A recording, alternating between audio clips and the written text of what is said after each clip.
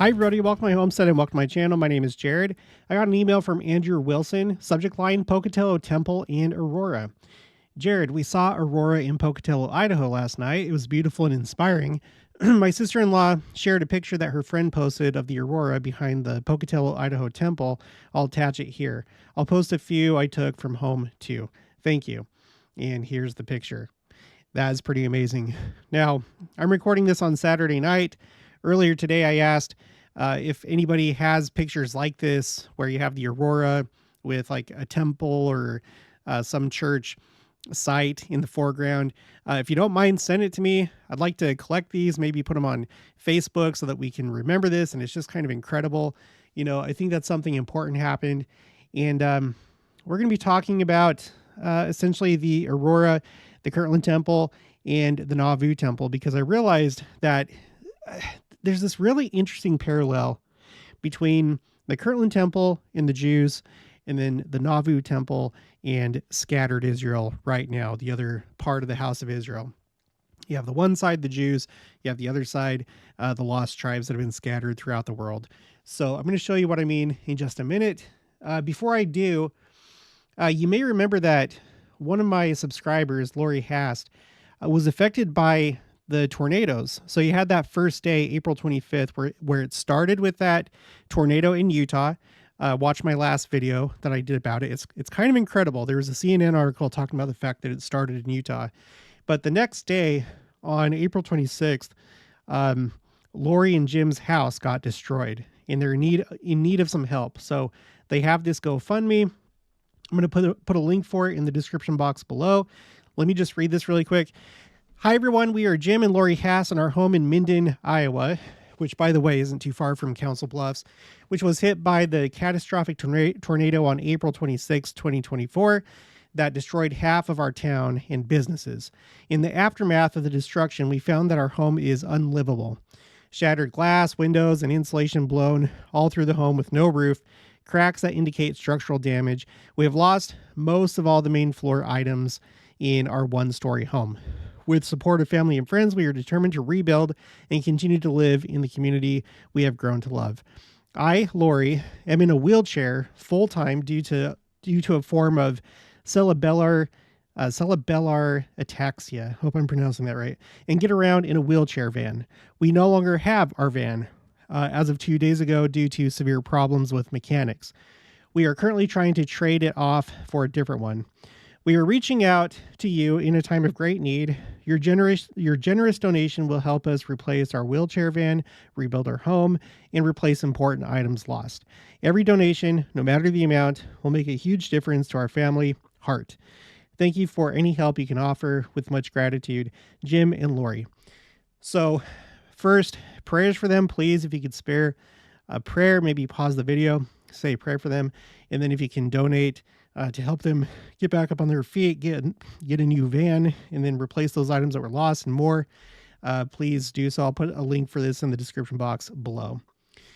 Okay, so let's talk about the Kirtland temple and the Nauvoo temple and how I feel like there's a parallel that's going on here. So let's do it like this. Okay, so first you have the Kirtland temple that was constructed, right? That was the first temple of this dispensation. Later on, as the saints were driven from place to place, they eventually ended up in Nauvoo, where the second temple of this dispensation was built. Okay. And I noticed that there was a similarity between the Kirtland temple and the Jews. Let me show you what I mean. Let's go to D&C 109. This is the dedicatory prayer for the Kirtland temple given by revelation to the prophet Joseph Smith. Verse 58, that from among all these, thy servants, the sons of Jacob, may gather out the righteous and build a holy city. When you click on that, it takes you to a verse in the Doctrine and Covenants talking about Zion or the New Jerusalem. So this is in reference to the gathering that's taking place, where like the center of gathering is here in the United States. Right. At this point, we no longer, travel to, or we no longer like immigrate to Salt Lake City or any other place. Zion is spreading around the world. But Salt Lake right now is church headquarters, and it's the center place of the church until it eventually moves to Independence, Missouri, and becomes New Jerusalem. Okay, we ask thee to appoint unto Zion other stakes besides this one, I guess meaning the Kirtland stake, which thou hast appointed, that the that the gathering of thy people may roll on in great power and majesty, that thy work may be cut short in righteousness. Now these words, O Lord, we have spoken before thee concerning the revelations and commandments which thou hast given unto us, who are identified with the Gentiles. Okay, so this first part, it's talking about the gathering, specifically the gathering of scattered Israel. Notice that he says identified with the Gentiles rather than identified as Gentiles. The reason why that is, let me just do a quick review of this. On my quotes A through Z spreadsheet on row 203, the topic is patriarchal blessings. Am I literally descended through Israel, or am I adopted? This is a common question. And I have all these different quotes that answer that question. So this is from Brigham Young in the Journal of Discourses, Volume 2, pages 268 to 269. The set time has come for God to gather Israel, and for his work to commence upon the face of the whole earth, and the elders who have arisen in this church and kingdom are actually of Israel. Take the elders who are now in this house, and you can scarcely find one out of 100, but what is of the house of Israel? It has been remarked that the Gentiles have been cut off, and I doubt whether another Gentile ever comes into this church.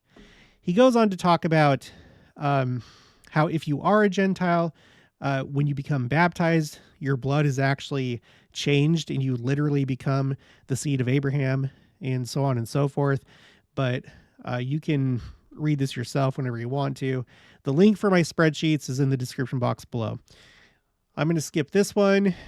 Go here. This is Joseph Fielding Smith, Doctrines of Salvation. And by the way, it's important to understand this, okay, before we move on with this Kirtland and Nauvoo parallel.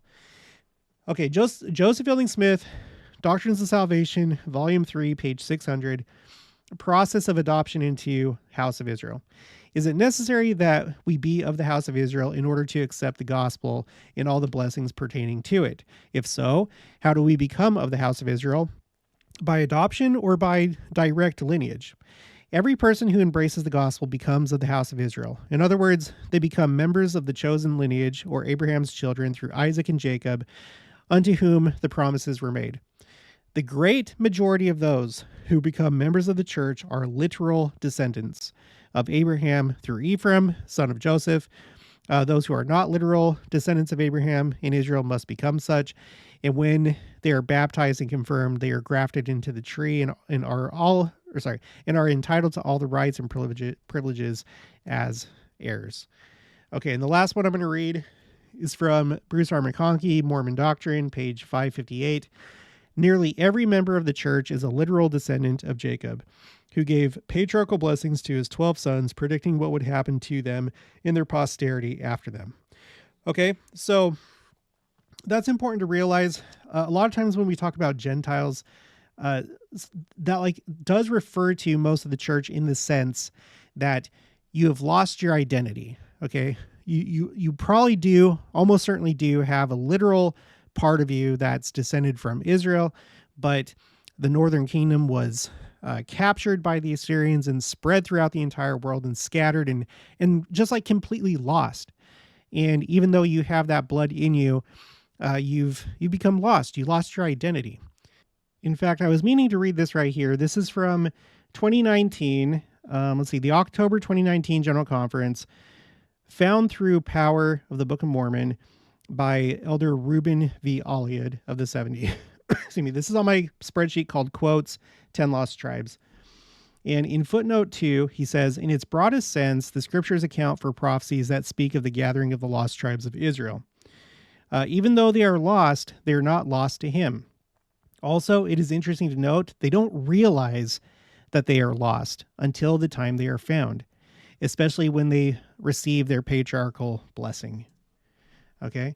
And then later on, there's another one. This is from Bradley R. Wilcox. At the time, he was second counselor in the Young Men General Presidency. This was during a fireside. And here's the reference right here. if you want it. Okay, he says, as we conclude, let's just say, all right, Brother Wilcox, we know we're supposed to gather Israel, but what exactly does that mean? Assyria from the north came in, horrible, bloodthirsty warriors. They killed many of the northern tribes, the 10 tribes that made up the kingdom of Israel.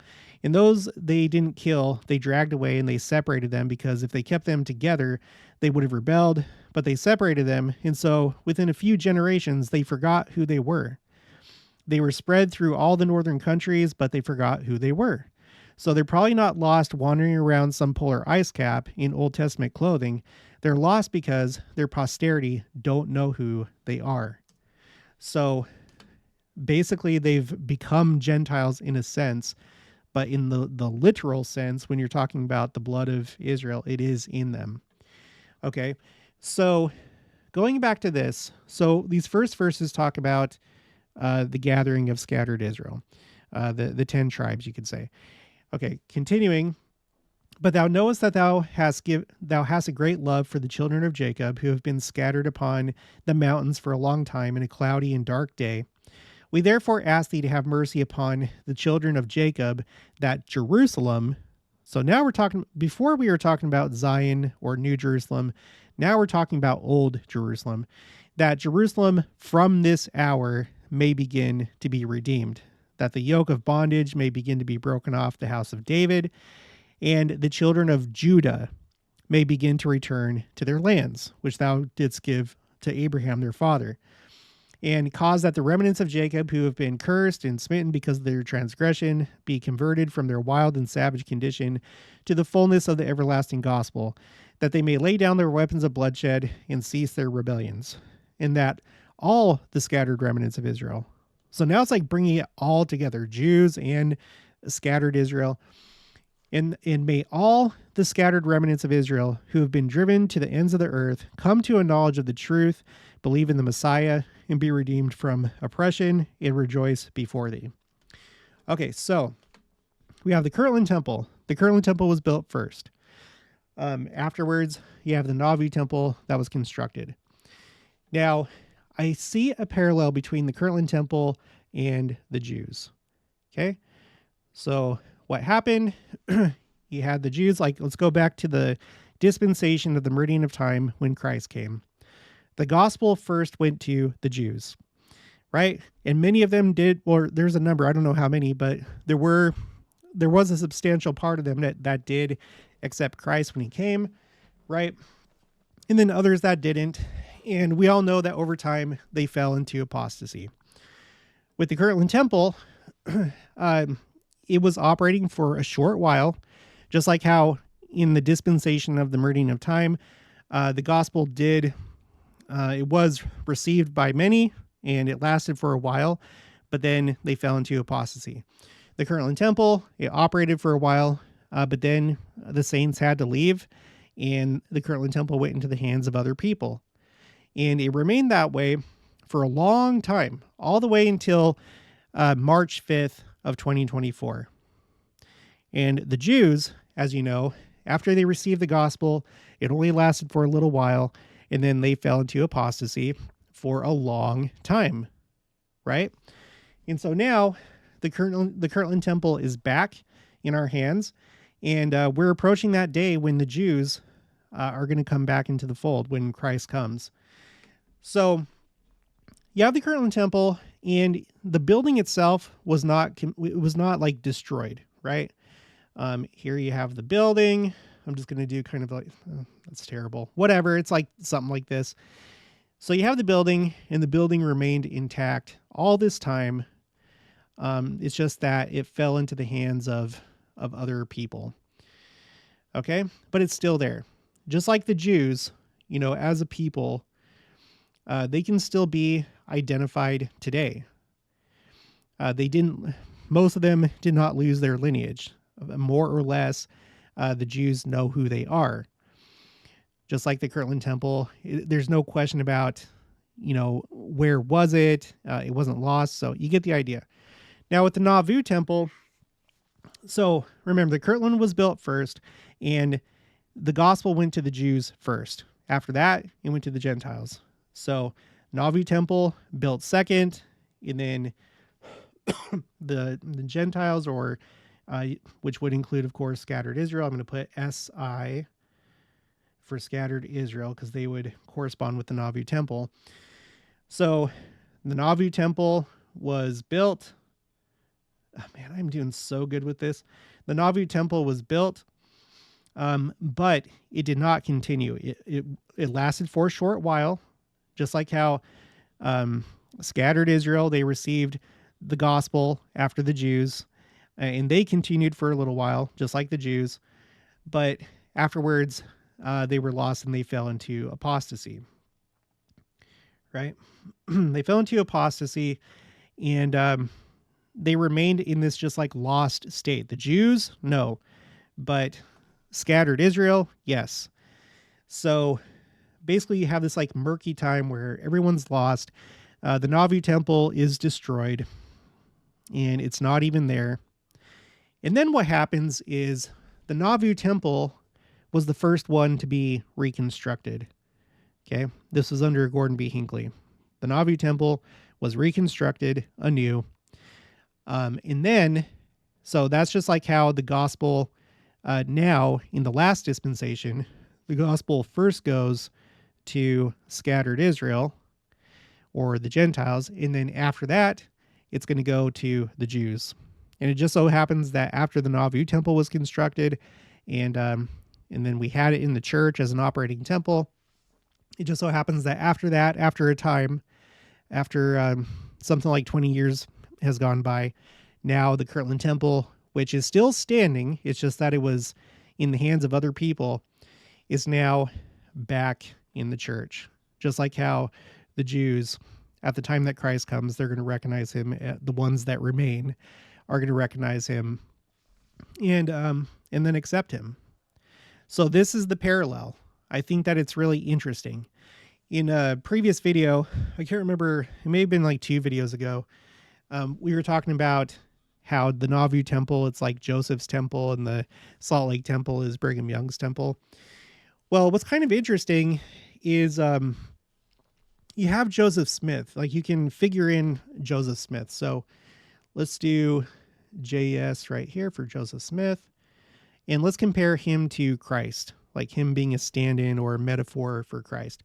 So you have Joseph Smith that was there for the construction of the Kirtland temple, right? Jesus Christ was there, and he was the one that brought the gospel to the Jews first. And then later on, Joseph Smith, he started the construction of the Nauvoo temple. And Christ, well, it wasn't until after Christ's resurrection that Peter received the revelation that the gospel should go to the Gentiles. So maybe it's not like a perfect thing, but Joseph Smith, he was there for part of the construction of the Nauvoo temple, but didn't see the rest of it, right? And Jesus Christ, I don't know. Maybe it's not a perfect parallel. I don't know, but that's kind of interesting too. So anyway, there is one other thing to point out. I've done videos about this before, but you may recall that as Israel was wandering in the wilderness, there was a certain way that they camped around the tabernacle, and there was also a certain order of march, and it was by tribe. Okay, so when they were camped in one place, the tabernacle was in the center, surrounded by the Levites, and then the tribe of Judah was in like the middle in the east, right? You had like these 4 groups, and you'd have one tribe that would be the leader of the other 2. So in the case of Judah, it was the leader of Zebulun and Issachar. Ephraim was the leader of Manasseh and Benjamin. Reuben of Gad and Simeon, and Dan of Naphtali and Asher. There's a lot more I can say about this, but I've already done videos about it, and I may bring it up in the future. But so you have this encampment, or the camp of Israel. Judah in the east, Ephraim in the west.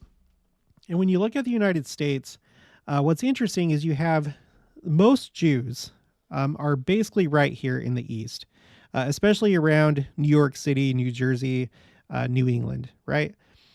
So the Jews in the United States are mostly over here. You also have a lot that are in California, but this is kind of like their main area would be right here.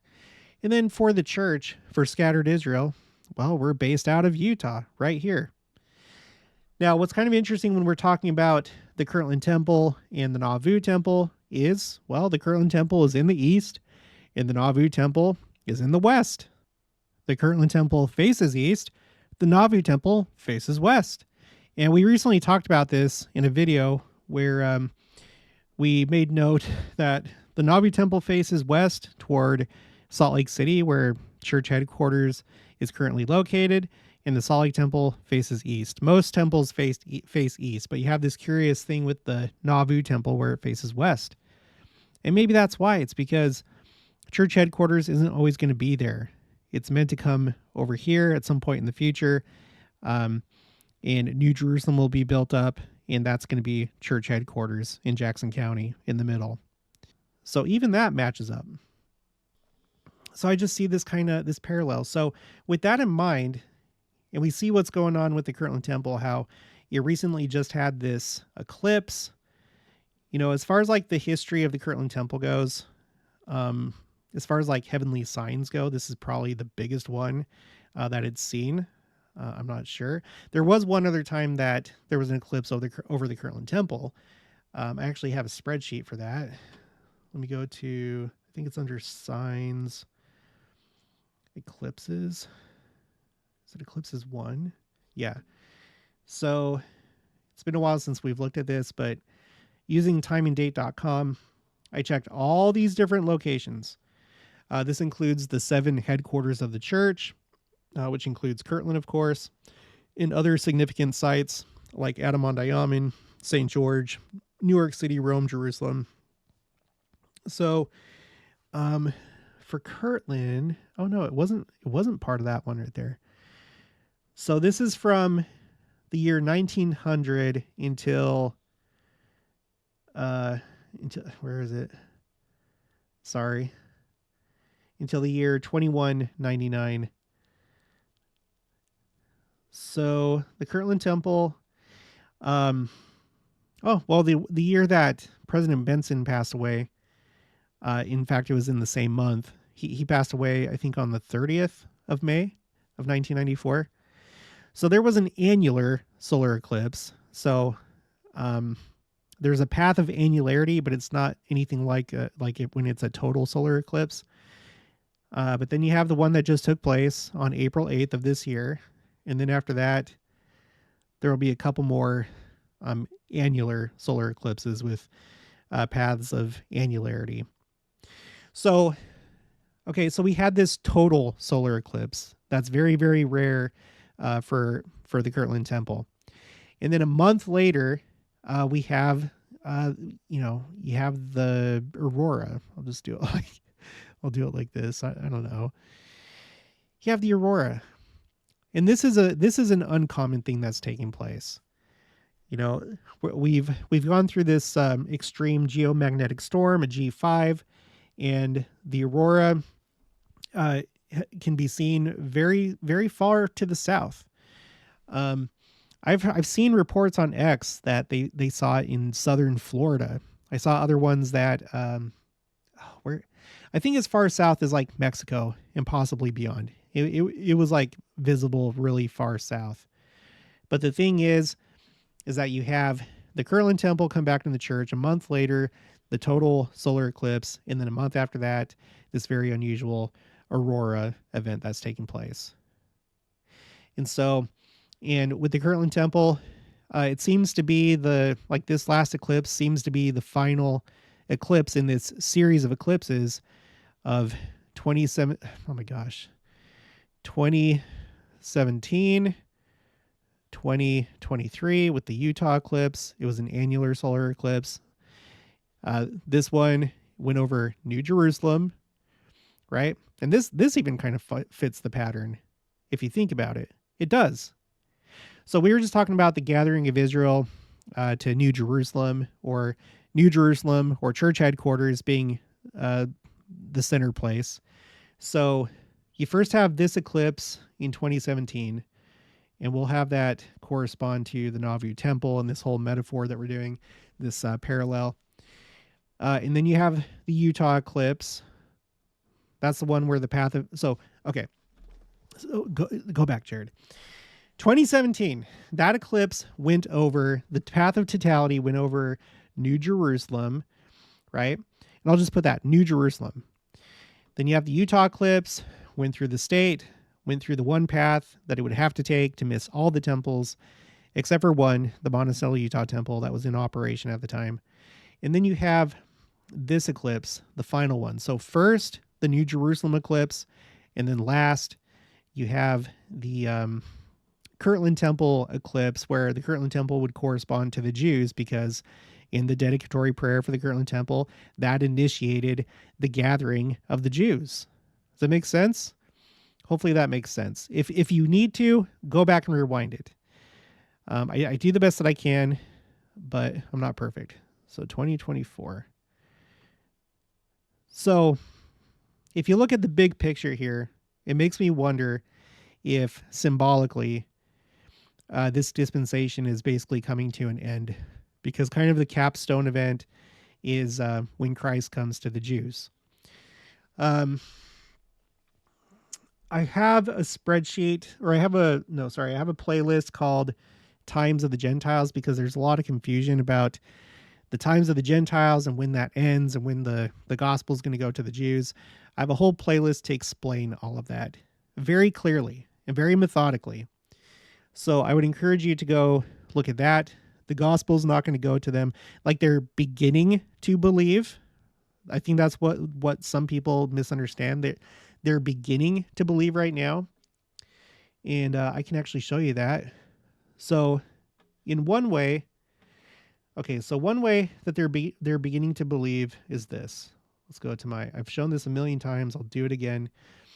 You see this right here? This is my second coming timeline. Column M is the Messianic Jewish movement, which when we go back in time, it used to be called the Hebrew Christian movement. That changed sometime in the 60s. And the Hebrew Christian movement, these are Jews that have recognized that Christ is the Messiah. That movement started in 1809, which was 11 years before the first vision. And then in 1813, you had the first identifiable congregation made up exclusively of Jews who had converted to Christianity, called Beni Abraham. And this was just 7 years before the first vision. So we have a 7, 11.